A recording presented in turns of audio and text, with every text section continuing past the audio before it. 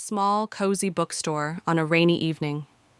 Evelyn sighed as she stepped into the bookstore, shaking off the raindrops from her coat. The smell of old pages and fresh coffee filled the air. She walked straight to the poetry section, her fingers trailing over the spines of the books until she reached for a familiar one, only to feel someone else's hand on it at the same time. "Sorry," she said, looking up. Aiden chuckled. "No, please. You can have it." Evelyn tilted her head. "You sure? I mean, do you even read poetry?" Aiden smirked. "Only when it rains. And only the sad ones." They both laughed, and at that moment, something shifted in the air. A spark. A park with cherry blossoms, cafes, late-night phone calls. Weeks turned into months, and their connection deepened. They talked about everything. Dreams, fears, childhood memories. Evelyn loved the way Aiden made her laugh, and Aiden adored how she saw beauty in the smallest things. One evening, under the falling cherry blossoms, Aiden brushed a strand of hair behind Evelyn's ear.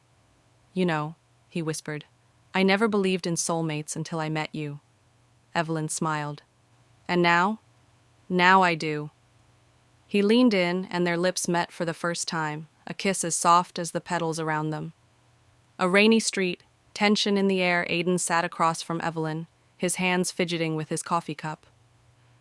"I got a job offer, abroad, a really good one." Evelyn's heart dropped. "Oh," she whispered. "When do you leave?" "In a month." The silence between them was unbearable. "So what does this mean for us?" she asked, her voice cracking. "I don't know," Aiden admitted. "Long distance, it's hard." Evelyn looked away, blinking back tears. I thought we had something real, Aiden." "We do," he said, reaching for her hand, but she pulled away. Outside, the rain poured as heavily as the emotions between them. A quiet street at night. They fought. Words were spoken that couldn't be taken back. "You're leaving, Aiden," Evelyn shouted. "How can you say you love me and still go?" "Because this is my dream," Aiden fired back. "And I thought you'd support me. Maybe I was just another part of your life you planned to outgrow." The silence after that was deafening. Aiden clenched his jaw, and Evelyn turned away, walking down the empty street.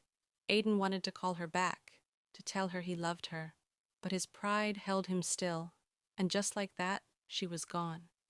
Aiden's apartment. Months later, Aiden stared at the letter in his hands, the ink smudged by his tears. "Evelyn, I miss you, more than I should, more than I can bear." But he never sent it. He had everything he worked for, a high-paying job, a beautiful city skyline view, yet every night he dreamed of her laughter. Meanwhile, back home, Evelyn held on to their old poetry book, flipping through pages marked by Aiden's scribbled notes. Love didn't just disappear. The same bookstore where it all began. Winter evening. Evelyn wandered into the bookstore, seeking comfort in old habits. Snowflakes clung to her coat as she walked past the poetry section, where a familiar figure stood. Aiden. He turned, and for a moment they just stared. Then, without a word, he reached for a book, the same poetry book they first fought over. He handed it to her, their fingers brushing. She laughed softly. "You're back." "I never really left," he whispered.